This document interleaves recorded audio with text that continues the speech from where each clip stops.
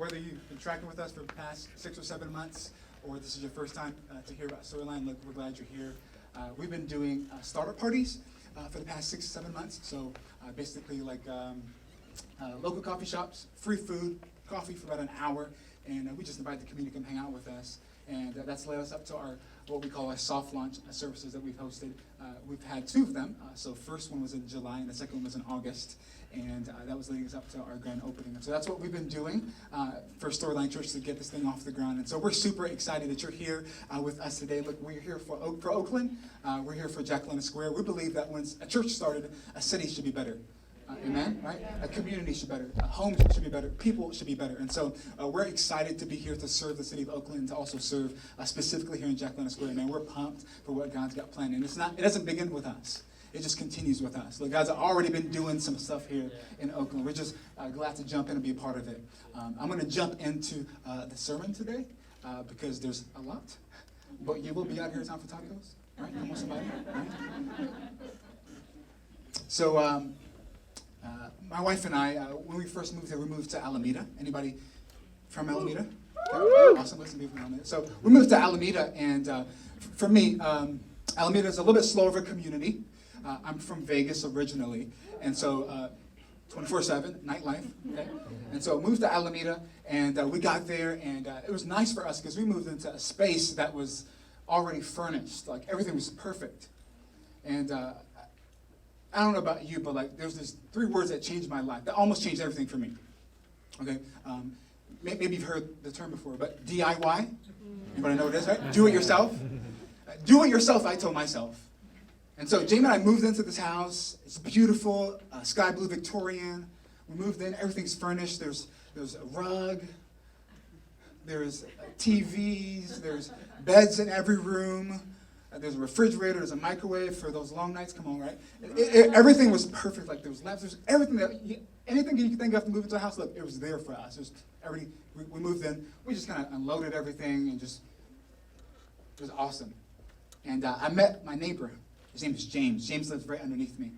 James is from Kentucky. Somebody say Kentucky. Okay, I've never been before, but I'm sure it's an awesome place. Okay, I'm not going to judge Kentucky based upon James, but James is a great guy. He's awesome, good friend. James came to me and said to me, he said, "Hey, Kim, if you ever need anything, okay, anything to fix in the house, look, I'm your guy." And I counted out a blessing because I'm from Vegas. I'm a city boy. I don't know what to do to fix anything. Okay, and so James is downstairs and. We got in the house, maybe Jay, you can attest to this, my partner. I don't know, about a week or 2 weeks into it, there was like a leak from the bathtub. There was just a leak from the bathtub, just a small, minor, nothing big, And so what happened though, eventually was like, we're there for about a month, 2 months into it, the leak started to like go from just like a drop to like pouring water.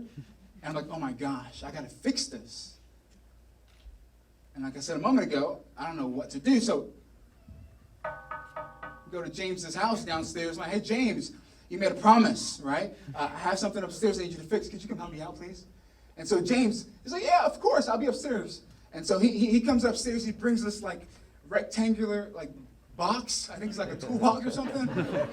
He brings it upstairs. He opens it up, and he's like, okay, we're gonna fix some stuff here. And he said, where do I go? It's in the bathtub. It's in the bathroom over here. So he comes in, I leave him side through our bedroom. There's a bathtub right there. There's a leak. James comes in, and he's like, yeah, there's a leak. I'm just gonna take off the knob and try to fix the pressure. And so I said, okay, that's fine. And so I stood there and watched him do it. And so James takes out his tools, and he's going to work. And man, he's cranking that thing, and he takes off the knob, and the knob it works out to turn on the shower, but also turn it from hot to cold. Okay, and so he removes the knob, and there's this like something that's protruding outside of the knob. So he's like turning it and turning it and turning it, and it seems like it's getting tighter. Maybe not from his perspective, but from mine, it seems like it's getting a little bit tighter. And he's just cranking it, and what happens next, guys, is incredible. The shoots off, water is protruding and hitting the back of the tub. So there's a ton of water coming outside, and I'm like, oh my gosh. And we didn't turn off the water. Duh, right? That was my fault probably. And so it was shooting back of the tub. There's water filling up. I mean, the tub's filling up. I'm freaking out. Jamie's in the kitchen. She's like, What's going on? I'm like, it's fine, we'll fix it. She comes in and looks at what's happening. She walks back out. I'm like, oh my gosh. The water's starting to fill up, the tub's filling up, and I go downstairs or grab a couple buckets. I'm coming running in with some buckets, and I'm like dumping water and dumping it into the toilet, grabbing water and dumping it into the sink and just trying to relieve the situation that's happening here. But I wasn't putting a dent in the thing. It would just kept rising and rising and rising. Eventually, it flooded into the bathroom. This is not my house, okay? It's furnished. It's a beautiful place. I've been here for 3 months. And water spills everywhere, and I'm like, James, you're not gonna fix this thing. So let's just call somebody. So a few minutes later, the fire truck shows up. And this huge, like, big siren, like, fire truck comes, and they're just in the front. And it's just so embarrassing. Like, I've been here for like 2 months, and my neighbor's like, this noob doing. And it was just, we tried to fix it ourselves, right? DIY. We tried to do it yourself, I told myself. And it almost cost me everything. Right. David, King David, he has a problem that he just encountered. He's becoming a version of himself that he doesn't want to be. Right. And he wants to fix it, so he tries to do it himself. Right. And what's about to happen is about to cost him everything. Yes. So let me catch you up. Here's the story. So David is becoming one of the most famous warriors in all of Israel. The dude's popular. Look, people are making hip-hop songs about David. David has slain Saul has thousands. David has tens of thousands. He's becoming so popular, so famous. And so what's happening is that, like, Saul, who's the current king of Israel, is excited about it, but also kind of threatened because he's kind of insecure. Okay, anybody's ever been there before? That's okay, you can raise your hand. I'll be honest, I've been there. And so Saul's a little bit insecure about David's uprising, his up and coming, this new king. And so what happens is Saul tries to control David. So what he says to himself, he says, look, I'm going to try to marry David into my family, and then I'll tell him what to do. And so he says, hey, David, how about you have my daughter Michal? And David's just this humble guy. He's like, no, it's okay. I'm not going to do that. This is too much of an honor to be a king's son-in-law, to be a king's son. This is an honor. I'm too small to do this. And everybody's like, oh my gosh, David is amazing. David is awesome. David is he's so humble. Give it to him, the kingdom. Whatever he wants, he can have it. And David is just blowing up on the scene. And eventually, Saul makes another pitch for him. And eventually, David marries his daughter. And what happens is that into the marriage, they're becoming good friends. He becomes good friends with Jonathan, which is Saul's son. And he's just, you've figured out by now, he's taking over the family. Everybody loves David. And Saul realizes, man, this was a bad idea. I shouldn't have married this guy. I can't control this guy. He's becoming too popular. He's becoming too prominent. And so what happens is, he says, I'll try to take care of David. I'll send him off to war, to battle. And have the Philistines, somebody say Philistines, the Philistines take care of David in war. They'll take care of him. And so he sends him off to war. And so he's missing these family meals. Okay, he's missing the family's meals. And they're all at dinner one night. And Saul's like, where's David? He hasn't been around forever. And Jonathan, his bestie, is covering for him. He's like, oh, he's probably out doing an impossible mission. And so they're sitting at dinner one night. Saul's furious. He hasn't seen David in months because he's been missing dinner, right? To not attend dinner is an honor. It's an honor to be at the king's dinner table. And he's not there. He's not showing up. And so Saul's furious. And one night at dinner, it all culminates. Saul loses it. He loses it. And it's one of those verses that, like, this is why I think that we shouldn't give children a Bible. This is what he says right here. He says, Saul's anger flared up at Jonathan, and he said to him, you son of a perverse and rebellious woman, you. Whew, strong. My first thought was reading it was like, I hope that perverse and rebellious, I hope she wasn't sitting at the table. Saul's anger flared up at Jonathan and said, you son of a perverse and rebellious woman, you. Don't I know that you have sided with the son of Jesse? To your own shame. To your own shame. All of you, sit at the table. You've all sided with this shepherd boy. You've chosen the shepherd boy over me, King Saul. You sided to your own shame. And is she in here? Is she the shame of the mother who bore you? He just couldn't leave her out of this situation. I think they were having some marital issues. But then again, in that day, like, everybody had marital issues. Because everyone had, like, a favorite wife. And you don't want to live in a culture where you have a favorite wife. Okay? And so it all culminates at this point. And David, as long as the son of Jesse lives on this earth, and here's the real issue, guys. Neither you nor your kingdom, somebody say kingdom, will be established. This is the real issue. Saul's the first king of Israel, and he wants his son to take over the line. He wants his son to be up next. So he says, look, we'll be established. Now send someone to bring him to me, for he must die. And Jonathan, David's bestie, he goes to find David and says, David, it's bad. I mean, it's really bad. Like, you need to leave the country, because my father will not rest until you're arrested and dead. And all of a sudden, David, 22 years old, and he finds himself in a situation where he's angry, he's afraid, he's abandoned. And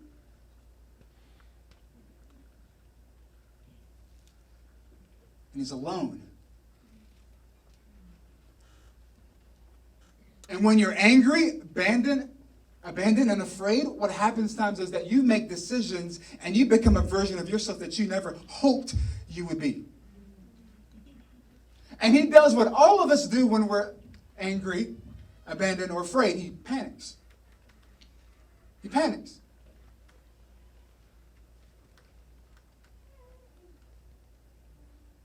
Some of you probably walked in here today and, man, you've made decisions out of anger.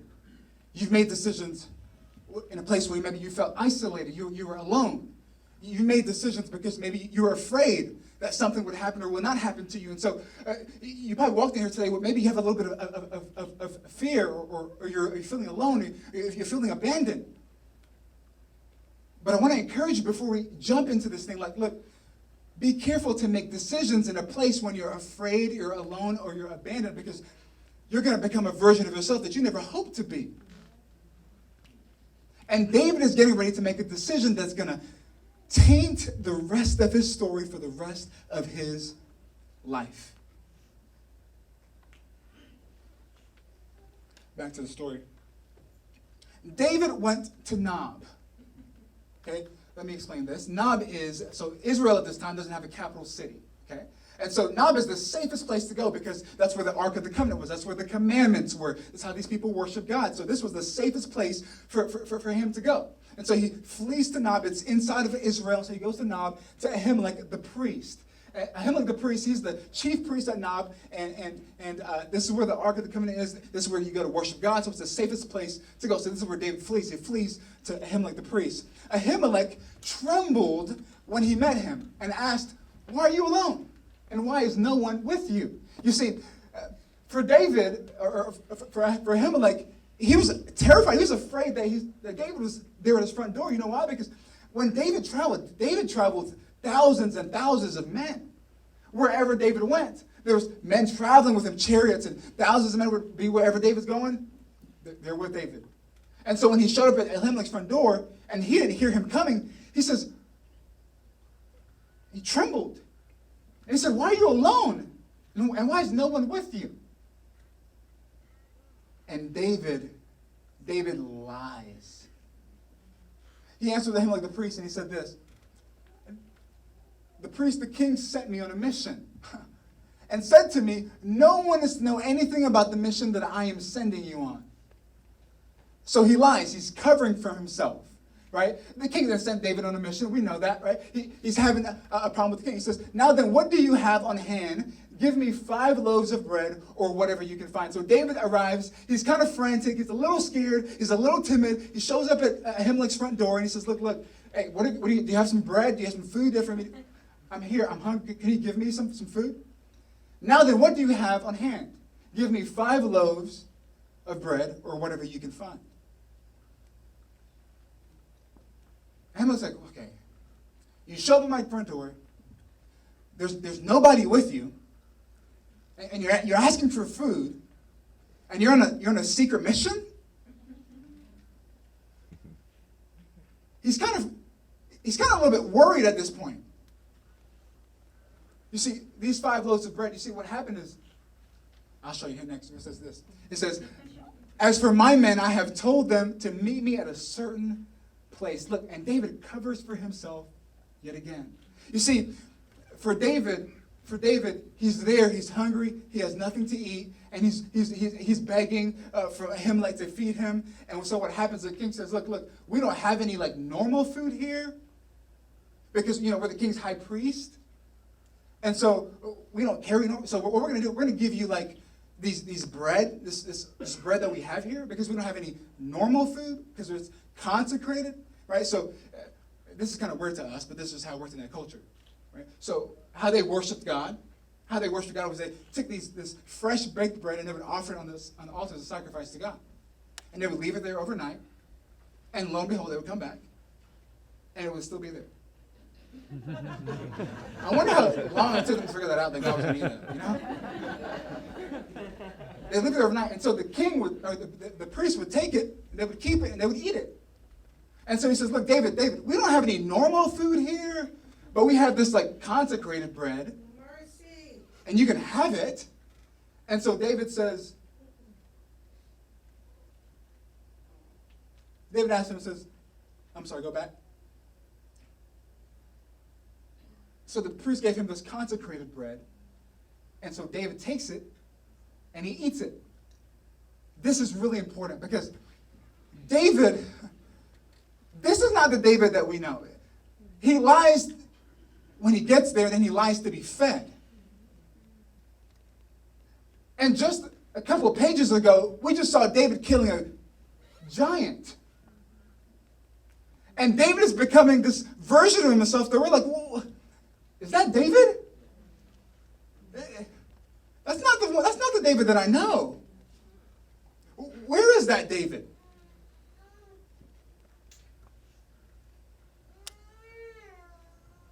And so he lies to be fed. Look, David doesn't lie.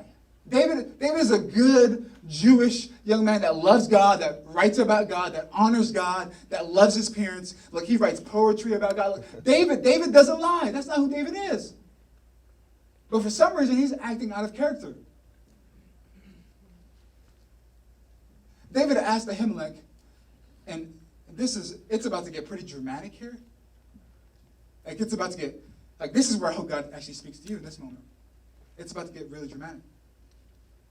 David asked Ahimelech, don't you have a spear or a sword here? What? Okay, David, you show up at my house, you're frantic, you're a little frigid, you have no water, you look like you haven't slept in days, and you're asking for food, and you don't even have a weapon? David. And David says, look, did you have a sword? I haven't brought my sword. I'm on an important mission. I haven't brought my sword or any other weapon because the king's mission was so urgent. And David, this is just snowballing out of control for David. And what's about to happen is pretty dramatic. Watch it. Here's what it says. He doesn't have a sword. He's looking for a weapon. He doesn't have anything. And he says, the priest replied Ahimelech. He says, the sword of Goliath, the Philistine whom you killed in the valley of Elah, is here. Could you imagine that? David is there. He finds himself in a situation that he doesn't want to be because he made a decision in a place when he was abandoned, afraid, or isolated. He was angry. And so he's in this place, and he says, look, and the sword comes out. And what must have fled? Look, he's virtually transported back into time at that moment when David, in that afternoon when he walked into that valley, when literally thousands of men on both sides of the valley, he walks into the valley, and there's Goliath, and everybody else is scared to take on Goliath. And he looks at Goliath and says, look, Goliath, today I'll take your head off and I'll feed it to the carcass of the land, and this day will you know that my God rules. This David, where is that David? And all of a sudden, the sword comes out. And the memories that should have flown in his mind and in his heart, it should have stopped him. It says, whom you killed, the valley of Goliath is here. And look what David does. He says, all those gathered here will know that this is what he was said to Goliath. All those gathered here will know that it is not by sword or spirit that the Lord saves, for the battle is the Lord's, and he will give you, all of you, into our hands. What happened to that version of David? What happened to this boy that said those words, right? For I will fear no evil, for you are with me. What happened to that David? He's gone. We haven't seen him. What happened to him? I'll tell you what happened to him. Anger. Fear. Loneliness. You see, these three giants have the potential to cause havoc on your relationships. These three giants have the potential to cause havoc on your budget, on your finances, on your relationships, on those around you. Look, these three giants has the potential to ruin everything that you ever worked for to build. These three giants. Because, you see, these three giants have the potential to cause us to forget the defeated giants in our past. Fear, anger, and abandonment. And we see a flawed decision, a flawed weapon, a flawed response. And in just a moment, we're going to see a disastrous outcome.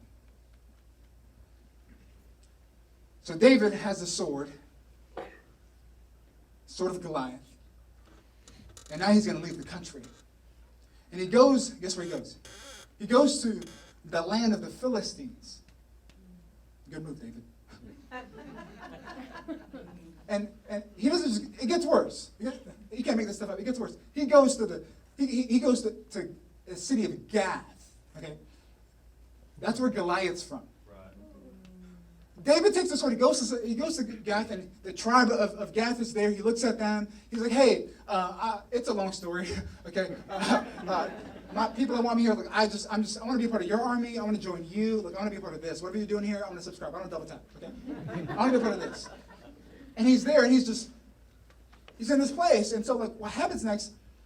The leader of the tribe of Israel, or tribe of Gath, looks at him and says, You're David. You're the most famous warrior in all of the nation. And you're here right now in this place? And you want to join us? You become part of us? I mean, I'm not buying this. You have Goliath's sword in your hand. Like, no way. And David starts to get even more paranoid. And he starts to act like a maniac. Actually, like, you should read the Bible. He starts to scratch his nails onto like broken wood. He starts to speak gibberish. He starts to drool all over himself. And like this, it's in there. I'm telling you, you should read it. And it's like, this is David, and he starts to freak out. And so the king's like, whoa, we have enough fools in our courts as it is. Get this guy out of here. And so David flees for his life, and he goes to the cave. He goes to a cave, and he's sitting in this cave, and he's by himself in the cave. And finally, David has his moment to himself, and he finally comes to his senses. Yeah, that's right. And he says, you know what? What am I doing? He says, I'm going to go back to my country where I'm going to find a prophet. I'm going to have him speak into my life. So he goes back to the country. He finds a prophet. But by this point, the damage is done. You know why? Because while David was at Ahimelech's place, while David was there, another guy was there. Another fellow. His name was Doeg. Doeg was there watching, overhearing the conversation. And Doeg is a part of Saul's army. And so he overheard the conversation between Ahimelech and David. And he kind of got it confused. He kind of got it a little bit messed up. But he got enough information to kind of get Ahimelech in trouble. And so Doeg goes to Saul and he says, look, Saul, look, I've located David. I found him. He's with Ahimelech, the priest. And I'm sorry to tell you this, Saul, but Ahimelech has armed your enemy. He's given him a weapon. He's given him food. He's given him provisions. And he's sided with your enemy. And so Saul, because he's crazy, Saul says, look, what? He does something that's insane. He says, look, send for Ahimelech and bring him here. And he brings Ahimelech and 85 other priests to Saul. And he says to one of his captains of the guard, he says, look, kill them all. Mercy. But what happens is, they said, no way, I'm not touching you. Look, dude, I'll go to war for you. I'll go to the ends of the earth for you. I will take from people who've taken from us, but I will not do that. I will not lay a hand to them. But Doeg, trying to get in, raises his hand and says, if they don't, I will. And Doeg kills 85 priests, but it's not over. Saul, it gets worse. Saul sends Doeg and some other leaders. He sends them to the city of Nob, and Saul says, look, lay the sword to every woman, to every man, to every child, to every goat, to every sheep, to every oxen, and destroy the entire city.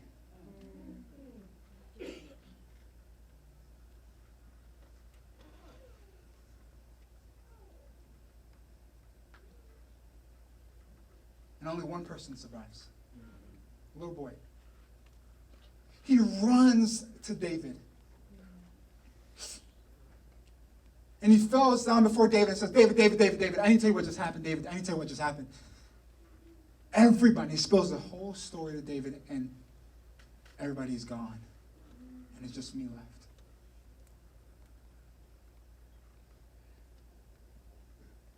And David looks at this boy, and this is what he responds, and this is what he says. I am responsible for the death of your whole family. Mercy.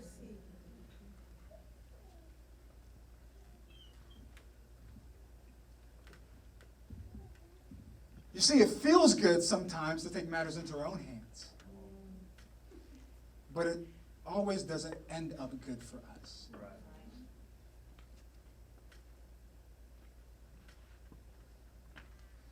And David just made a decision that has now tainted his story. It's tainted this little boy's story. It's tainted this city's story. And now he's in a place where he is broken, where he's going through his own personal struggles. And he's in a place that's not healthy because of a decision that he made in a place where he was afraid, where he was abandoned, where he was isolated, where he was angry. And now that decision will forever be a part of his story.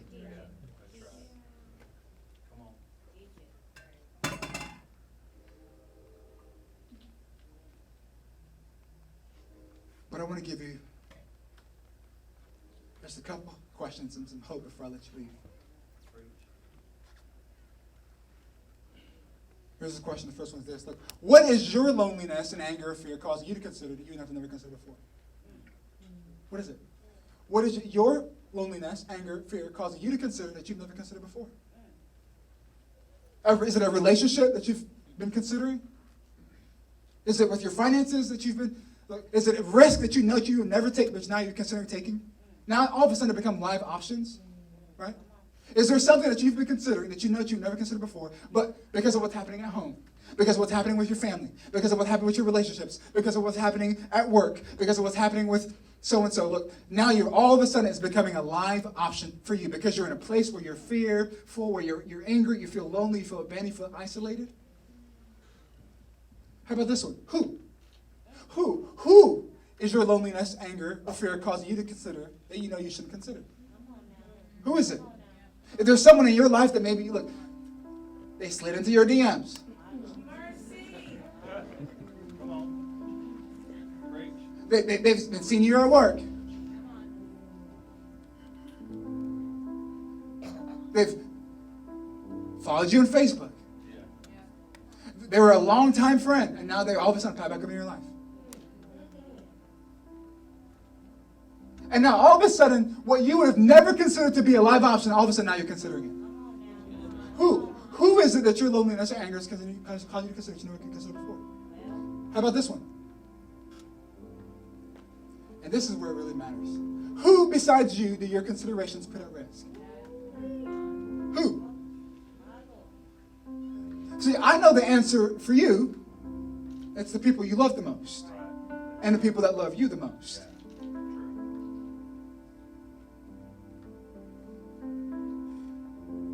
And we know the answer for David.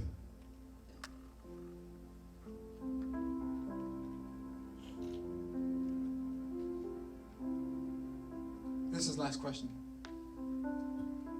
What advice would you give somebody who is you?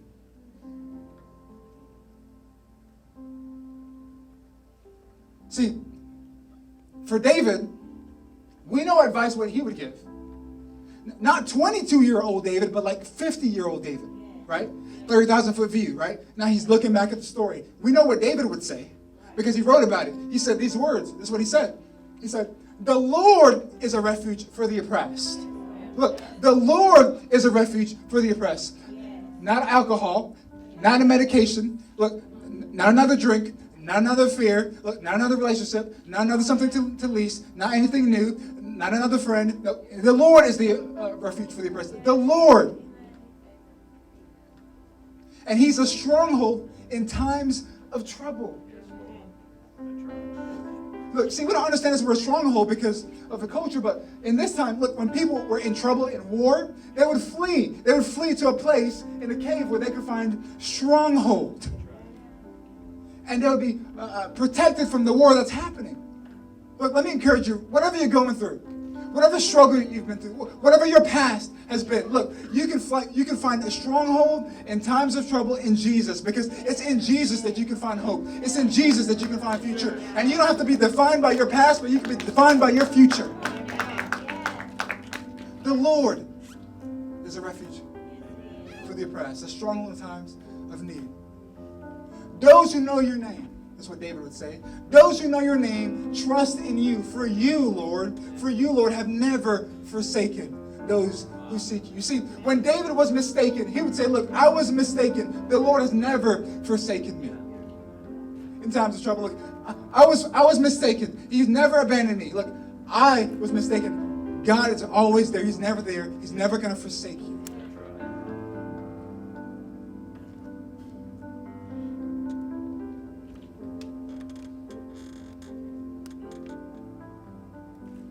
1,000 years later.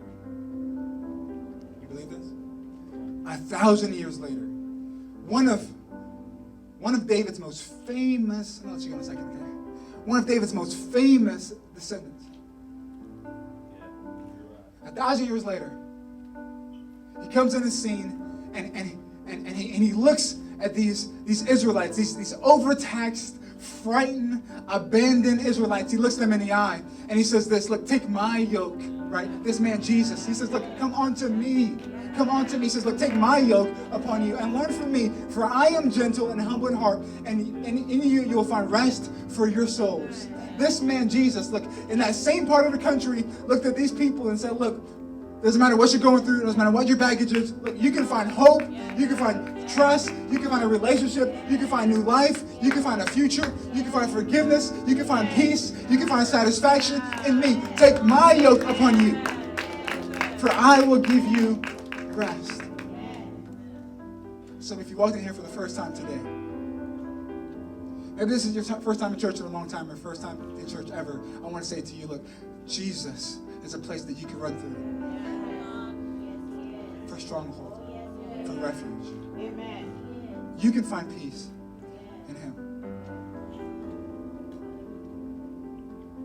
You'll find rest for your souls. Look, you're not defined by your past. You're not defined by your past. You're not defined by your color. You're not defined by your creed. You're not defined by your background. You should be defined by a passion for God, for life, and for people. There's a hope